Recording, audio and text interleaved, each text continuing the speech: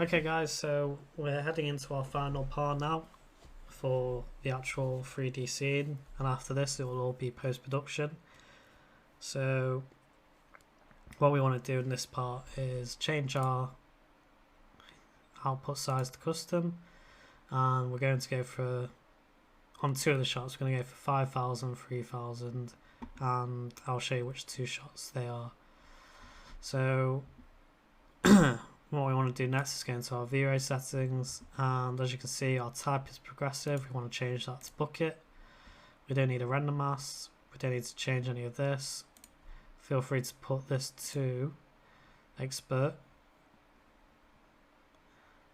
and on your GI, I mean these should be the settings: brutal force, light capture. Feel free to change that to advanced. Actually, sorry, feel free to change that to expert as well.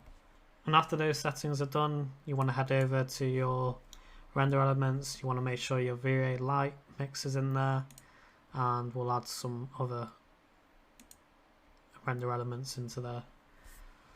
So if you wanted to add in your V-Ray extra text, which I'll show you what that does, we'll add in our V-Ray Y color. That's going to select all of these, so you can, if you have a problem with anything in post-production, you can just select it by the color that I showed you before. So think of that on this color here.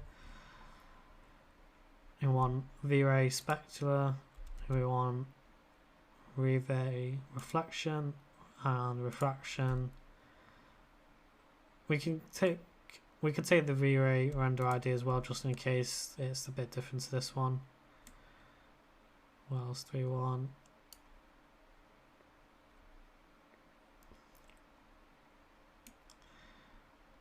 We also want our denoiser on, so if we select that,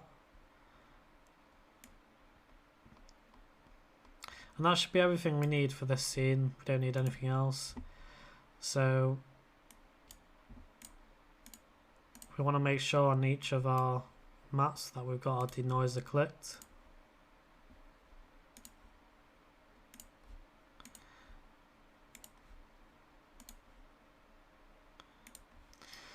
So guys, I'll show you what the V-Ray extra text does. So if we just open up a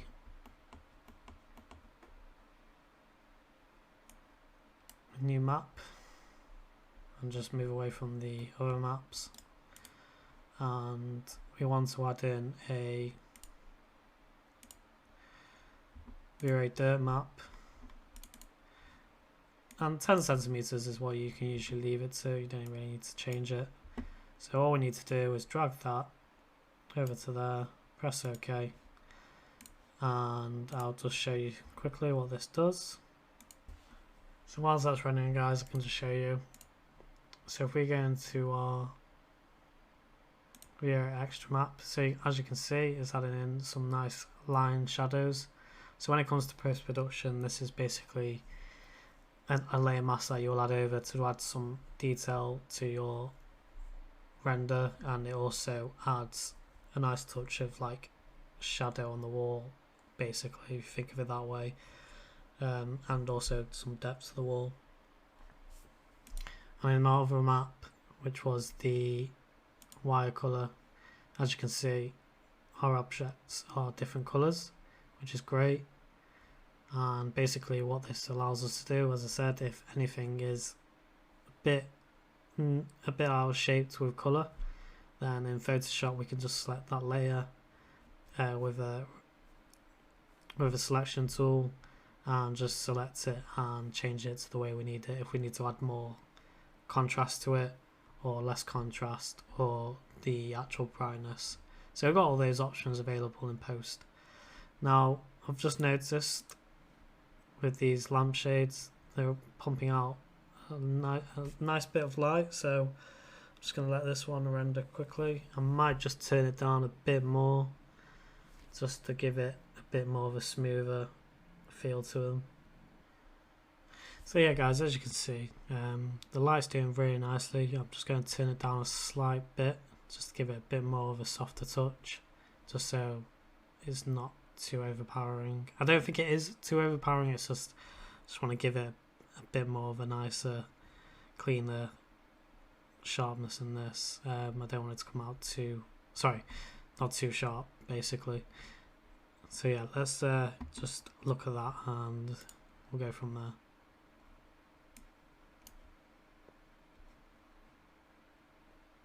So jump back into our light lister and we just put that to around 1.5. Oh, 1.5 I would say, around that.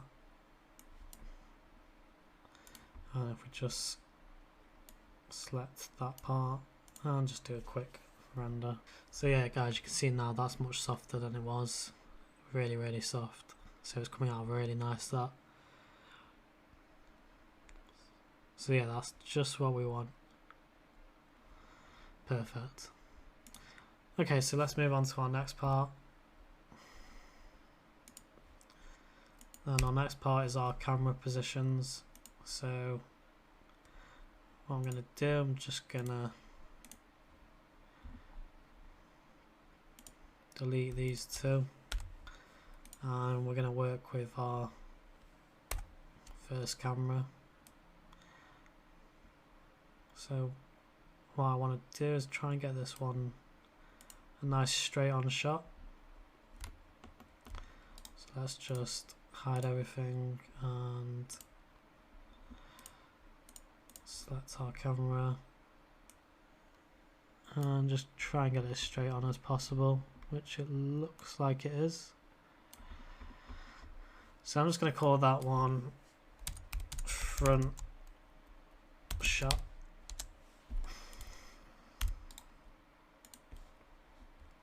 Jump back into,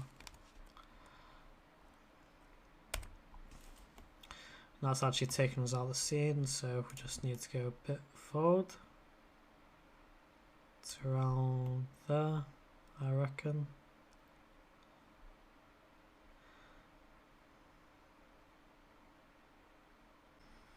And just a quick update guys on that first front camera. I've actually just slightly turned it slightly to the left.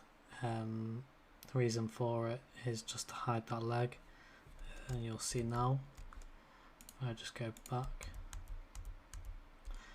It's just that leg's not really touching the floor, and the model is the correct size, and the bed is the correct size, so it's just not really interacting that well. So that's why I've just turned the bed slightly so you can't see his leg. So it just hides it quite nicely. There's no worries with the front shot, it's still getting in what we want to see, and it's kind of actually got this nice detail here.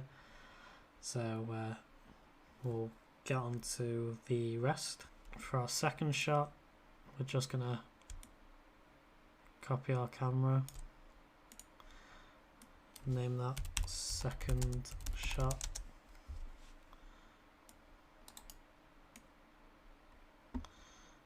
Just going to turn that around.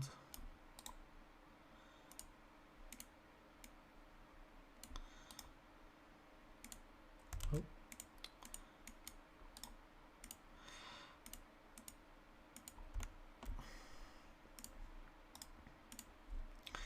Again, just try and get that lined up if possible. We might not use a lined up shot, we're just going to see. So yeah, we'll turn this one. We'll turn this one. So we can open up another view, and we can actually just select that one as a default. If we add ourselves to there, that's the first one. If we add ourselves to this one, and we can just select that. For some reason it's moving both, which I don't want.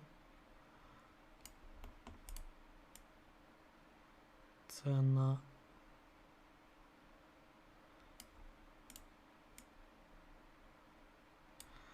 Let's jump into F3. So the reason I'm jumping into F3 is also just to see our clipping mask, just to make sure it's not going outside the boundaries that we want.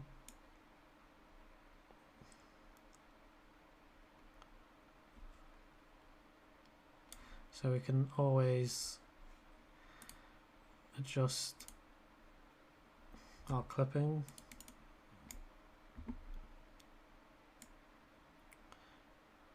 So we can actually bring that in.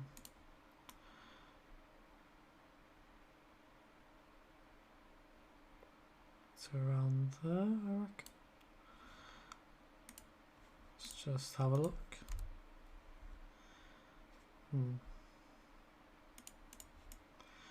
I'll take it a bit more out.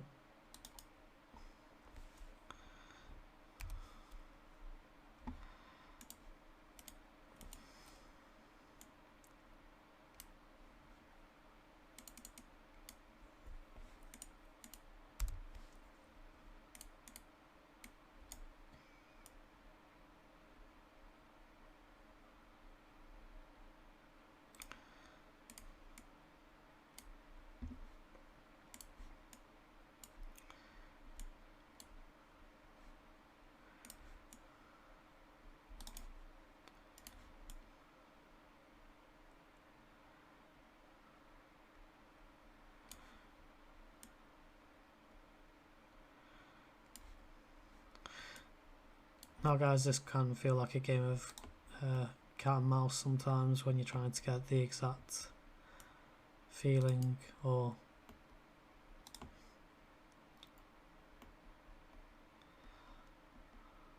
so I'm just going to lower this one.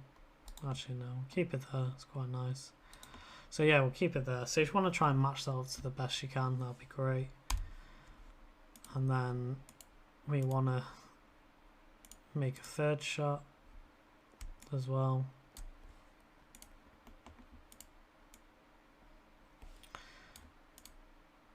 And just get that lined up as best as possible.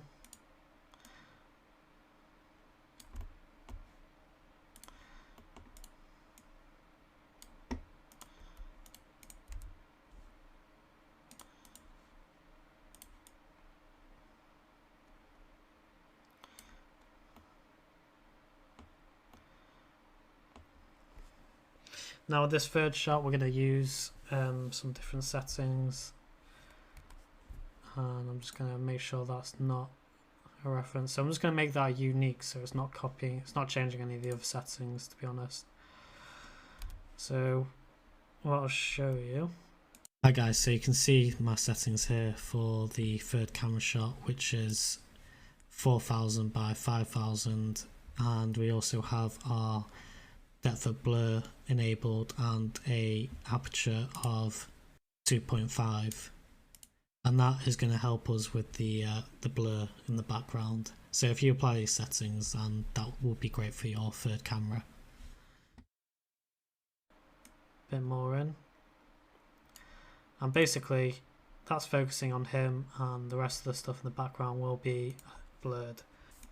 So make a note of this, we want to make that 4000 by 5000, and as you can see it's kind of thrown us back a bit, so we just need to mess around with the clipping tool.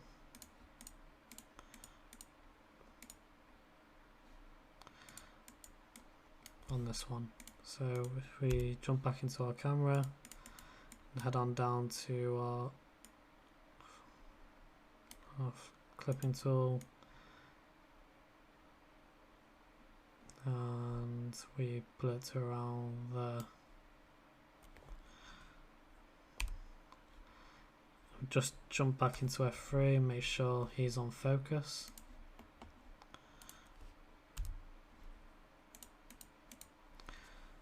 So you might actually, no, you need that on. So, okay, thought you might get away with it, but you're not. So we'll go for 28, and the same with the other cameras. Now the reason for that as well on the front shot, well, as well guys, remember,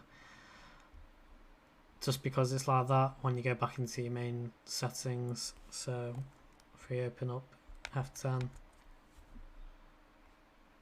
and just go back to 5000 by 3000, you can see it's gone back to normal. So as well, while we're shooting at 28 is to make sure nothing looks stretched. So for example, I'll just jump into that camera and mess around with the width. So if I dragged it out all that way, I mean I know it's zooming out, but you can see it's going stretched and stretched. So that is the reason why we're shooting at 28 and 28 for focal length. So guys, we're on to our final part now, which is the rendering part. So it's quite simple this, as we've already set up all of our settings. We just need to head into our frame buffer and make sure our 25%'s off, click that off, and all you need to do is make sure you got all your maps in that we've gone through. We'll go through these settings in post-production after our first render is complete, and that is it for now. So I'd say probably be a render time of maybe 2 hours 30 minutes at the most. For the shot which has some blur in it, it's going to be a bit more because of the blur. You could be looking at maybe 6 hours, maybe more, a tiny bit more, but I'd make sure as well you've got everything closed on your computer apart from 3ds Max and V-Ray, and then start rendering away and enjoy it.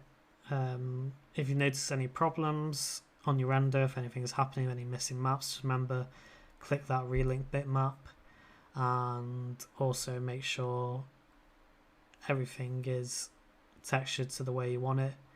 If there is a problem, again, leave a comment below and I'll get back to it with the best possible answer I can give. And yeah, just make sure all your maps are there in your files, and make sure everything's textured. And I can't wait to see your renders when they're done. Well, after post-production, when you show me.